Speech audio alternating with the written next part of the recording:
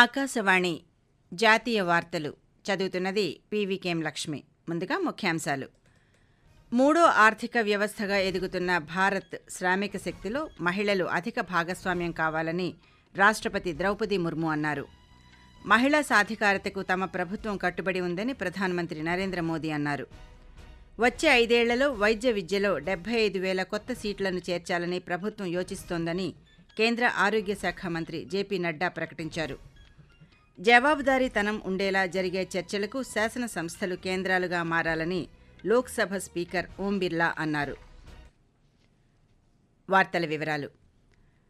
అంతర్జాతీయ మహిళా దినోత్సవాన్ని పురస్కరించుకుని రాష్ట్రపతి ద్రౌపది ముర్ము, ఉపరాష్ట్రపతి జగదీప్ ధన్కర్, ప్రధానమంత్రి నరేంద్ర మోదీ దేశంలోని మహిళలందరికీ శుభాకాంక్షలు తెలిపారు.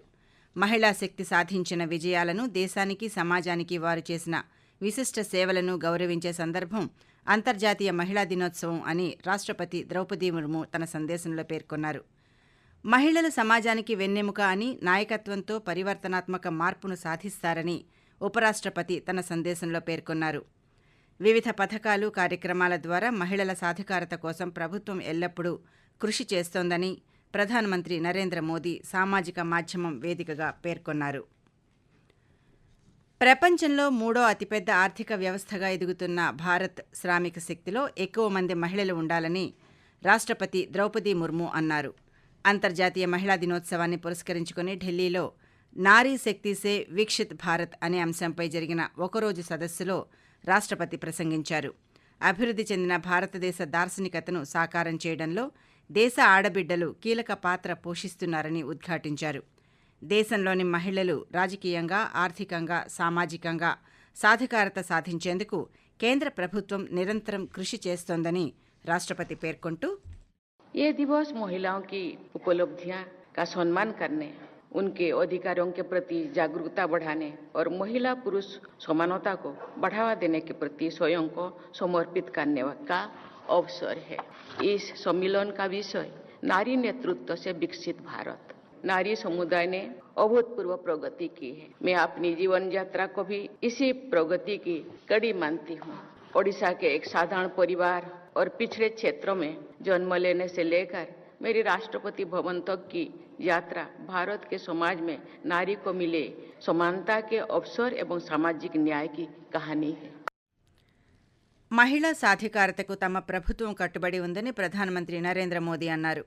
అంతర్జాతీయ మహిళా దినోత్సవాన్ని పురస్కరించుకుని గుజరాత్లోని నవ్సారీలో ఈరోజు జరిగిన లఖ్పతి దీదీ సమ్మేళనంలో మోదీ పాల్గొన్నారు. ఈ కార్యక్రమంలో భాగంగా 25,000 స్వయం సహాయక సంఘాల మహిళలకు 450 కోట్ల రూపాయల ఆర్థిక సాయాన్ని మోదీ అందించి జీ సఫల్, జీ మిత్రతో సహా పలు పథకాలను ప్రారంభించారు. ఈ సందర్భంగా ప్రధానమంత్రి మాట్లాడుతూ మహిళల నేతృత్వంలోని అభివృద్ధి దిశగా భారత్ పురోగమిస్తోందని కొనియాడారు. మహిళల గౌరవానికి, శ్రేయస్సుకు అత్యంత ప్రాధాన్యమిస్తున్నదని మోడీ తెలియజేస్తూ, महिलाओं को समर्पित है. हम सबके लिए महिलाओं से प्रेरणा प्राप्त करने का दिवस है. महिलाओं से कुछ सीखने का दिवस है. और आज के इस पवित्र दिवस पर मैं आप सभी का अभिनंदन भी करता हूं, आभार भी व्यक्त करता हूं. आज इस दिन मैं गर्व से कह सकता हूं, मैं दुनिया का सबसे धनवान व्यक्ति हूं. माताओं, बहनों और बेटियों का आशीर्वाद मेरी सबसे बड़ी प्रेरणा है, सबसे बड़ी ताकत है, सबसे बड़ी पूंजी है, मेरा सुरक्षा कवच है. మానవాళి భవిష్యత్తును తీర్చిదిద్దడంలో నారీశక్తి ప్రభావం అపారంగా ఉందని జమ్మూ కాశ్మీర్ లెఫ్టినెంట్ గవర్నర్ మనోజ్ సిన్హా పేర్కొన్నారు. జమ్మూ కాశ్మీర్ గాంధీనగర్లోని పద్మశ్రీ పద్మ సచ్దేవ్ ప్రభుత్వ మహిళా కళాశాల సహకారంతో బుద్ధ ఆర్ట్ అండ్ పెయింటింగ్ నిర్వహించిన సశక్త్ నారీ సమ్మాన్ కార్యక్రమంలో గవర్నర్ పాల్గొన్నారు. సమకాలీన కళలు, చేతివృత్తుల రంగంలో మహిళల భాగస్వామ్యం ఆ రంగాన్ని సుసంపన్నం చేసిందని మనోజ్ సిన్హా మాట్లాడుతూ తెలిపారు.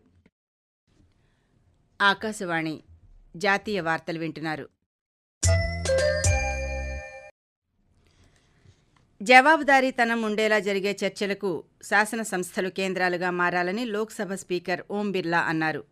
ఈరోజు కాన్స్టిట్యూషన్ క్లబ్ ఆఫ్ రాజస్థాన్ ప్రారంభోత్సవంలో ప్రజాప్రతినిధులు, ఇతర ప్రముఖులను ఉద్దేశించి ఓం బిర్లా ప్రసంగించారు. కాన్స్టిట్యూషన్ క్లబ్ కేవలం భవనం మాత్రమే కాదని ప్రజాస్వామిక చర్చకు, ఆలోచనాత్మకతకు, విధాన రూపకల్పనకు మార్గనిర్దేశం చేసే వేదిక అని స్పీకర్ వ్యాఖ్యానించారు.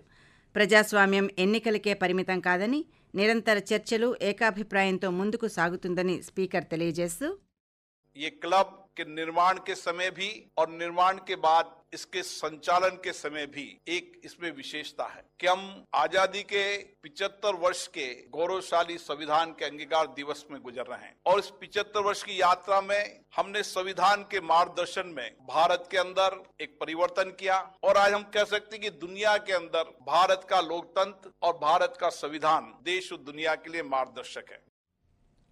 కేంద్ర ప్రభుత్వం మహిళల నేతృత్వంలోని అభివృద్ధిపై దృష్టి సారించిందని, మహిళా సాధికారతే లక్ష్యంగా దేశాన్ని ముందుకు తీసుకెళ్తోందని బీజేపీ అధ్యక్షుడు జగత్ ప్రకాష్ నడ్డా అన్నారు. అంతర్జాతీయ మహిళా దినోత్సవాన్ని పురస్కరించుకుని ఢిల్లీలో ఏర్పాటు చేసిన కార్యక్రమంలో నడ్డా మాట్లాడుతూ, మహిళా సాధికారతను తమ ప్రాథమిక సూత్రంగా బీజేపీ ఎప్పుడూ భావిస్తుందని అన్నారు. మహిళలు సాధికారత సాధించినప్పుడే ప్రపంచం అభివృద్ధి చెందుతుందనేది ప్రధానమంత్రి మోదీ విశ్వాసమని నడ్డా పేర్కొన్నారు. వచ్చే 5 ఏళ్లలో వైద్య విద్యలో 75,000 కొత్త సీట్లను చేర్చాలని ప్రభుత్వం యోచిస్తోందని కేంద్ర ఆరోగ్య శాఖ మంత్రి జేపీ నడ్డా ప్రకటించారు. ఈరోజు ఢిల్లీలోని భారత్ మండపంలో జరిగిన international symposium on health technology assessment ISTA 2025 ప్రారంభ సమావేశంలో నడ్డా ప్రసంగించారు. 2014 నుంచి దేశంలో మెడికల్ కాలేజీల సంఖ్య 101% పెరిగిందని మంత్రి అన్నారు. పారామెడికల్, నర్సులు, ముందు వరుసలో ఉన్న కార్మికులకు శిక్షణ ఇవ్వడం ద్వారా ఆరోగ్య సంరక్షణ రంగాన్ని విస్తరించడంపై ప్రభుత్వం దృష్టి సారించిందని జేపీ నడ్డా పేర్కొంటూ, The Government of India is inclined to promote healthcare delivery, which is holistic, inclusive, preventive, promotive, curative, palliative, and rehabilitative. The preventive and the primary health care is being cared by a network of more than 175,000 Ayushman Arogya Mandirs under the National Health Mission. Since 2014, there has been 101% of increase in the medical colleges. We have given a lot of emphasis to medical education, and the paramedics, staff nurse, frontline workers, we are giving training to them also and increasing their number in the same ratio. That is what we are trying to do. We are now planning to create 75,000 seats in the next 5 years to come in the medical education. అంతర్జాతీయ మహిళా దినోత్సవాన్ని పురస్కరించుకుని ప్రధానమంత్రి నరేంద్ర మోదీ తన సామాజిక మాధ్యమ ఖాతాలను స్ఫూర్తిదాయక మహిళలకు అప్పగించారు. ఉదయం నుంచి అసాధారణ మహిళలు తమ ప్రయాణాలను పంచుకుంటూ ఇతర మహిళలకు స్ఫూర్తిదాయకమైన సందేశాలు పెడుతున్నారని మోదీ సామాజిక మాధ్యమ సందేశంలో పేర్కొన్నారు. వీక్షిత్ భారత్ను రూపొందించడంలో వారు చేసిన కృషిని దేశం కొనియాడుతోందని ప్రధానమంత్రి పేర్కొన్నారు.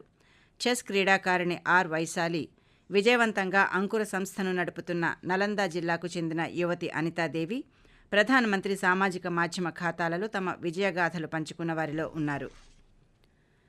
భారత మహిళల కబడ్డీ జట్టు 5వసారి ఆసియా ఛాంపియన్గా నిలిచింది. ఈరోజు టెహ్రాన్లో జరిగిన 6వ ఆసియా మహిళల కబడ్డీ ఛాంపియన్షిప్ ఫైనల్లో డిఫెండింగ్ ఛాంపియన్ భారత్ 32-25తో ఆతిథ్య ఇరాన్ను ఓడించింది. దుబాయ్ వేదికగా రేపు ఛాంపియన్స్ ట్రోఫీ 2025 ఫైనల్ మ్యాచ్లో భారత్, న్యూజిలాండ్ జట్లు తలపడనున్నాయి. సెమీఫైనల్స్లో ఆస్ట్రేలియాపై భారత్ విజయం సాధించగా న్యూజిలాండ్ సౌతాఫ్రికాపై విజయం సాధించి ఫైనల్స్కు చేరుకున్నాయి.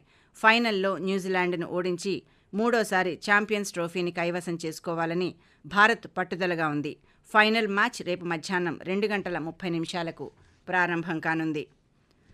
ఆకాశవాణి జాతీయ వార్తలు ముగించే ముందు ముఖ్యాంశాలు.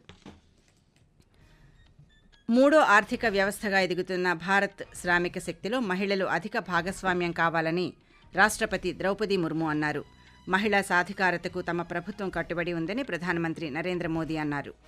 వచ్చే 5 ఏళ్లలో వైద్య విద్యలో 75,000 కొత్త సీట్లను చేర్చాలని ప్రభుత్వం యోచిస్తోందని కేంద్ర ఆరోగ్య శాఖ మంత్రి జేపీ నడ్డా ప్రకటించారు.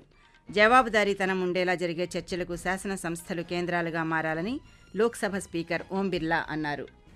ఆకాశవాణి జాతీయ వార్తలు ఇంతటితో సమాప్తం. రేపు ఉదయం 6:45 ప్రాంతీయ వార్తలు వింటారు.